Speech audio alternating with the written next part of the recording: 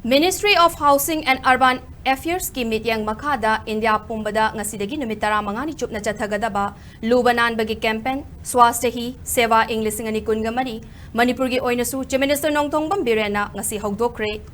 pat turel amadi lambi yaungna ekoi gi akoibada leiba mafam sing sengdoktuna luna na thamba khaknatana isa da leiba fataba wakal sing sengdokpagi tangai fadaba lei haina Chief Minister na Houdokhre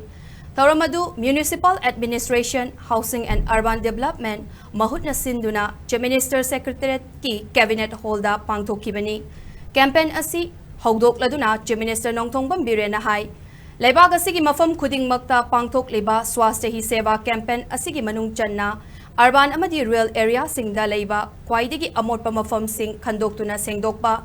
miyam da lu nanbagi wakhalon lehna naba paujel pibana chingba thaurang sing yauri. Masigi sumatakta hakchang nadringaida ngakthoknanaba health checkup tawnanaba medical camp pangthokpa mipum khudingmak lunan begi thabakta yauduna amot akai leiba fattaba mafam sing sengdokpa amadi campaign asigi numit 15 ni shuba numit October gi tang ani leibak asigi mapa Mahatma Gandhi gi mapok numit asida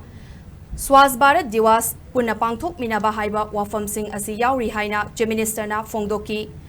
Amaromda Manipur gi haujik oiriba fibam asida miyam gi safanaba laukalakpa thaurang ama oina Prime Minister Narendra Modi gi mityang makhada Ministry of Home Affairs na Manipur da leiriba Kendra Police Kalyan Bandar haibadi Central Police Force gi leiriba canteen singda micham miyam su ngasidagi potchei leiba yabagi ayaba pikiba amadi nauna canteen tarataru amasung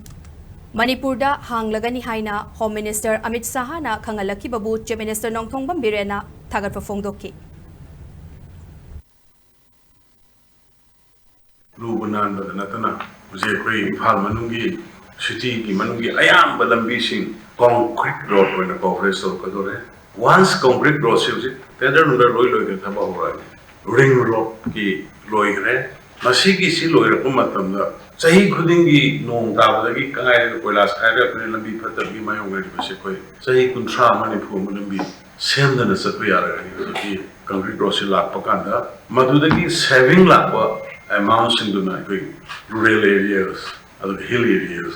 hill issue district headquarters sing si koi paveway sigi cement concrete road si tawnana bagi koi madagi proposal thanana bagi koi honorable works minister toroka koi foreign funding koi tie-up to hore lam ising turen khongban khapta luna nana thambana tana koi koi thamoi ekoi ge wakhuda mi mateng pangba laite laira bu mateng pangba wana ta bu mateng pangba mi gi seba to ba thaksi ka si leiba afaba society ma chenna bo na buda ekoi ju sentok na si hai bo ko thamaga me am mon ko mjari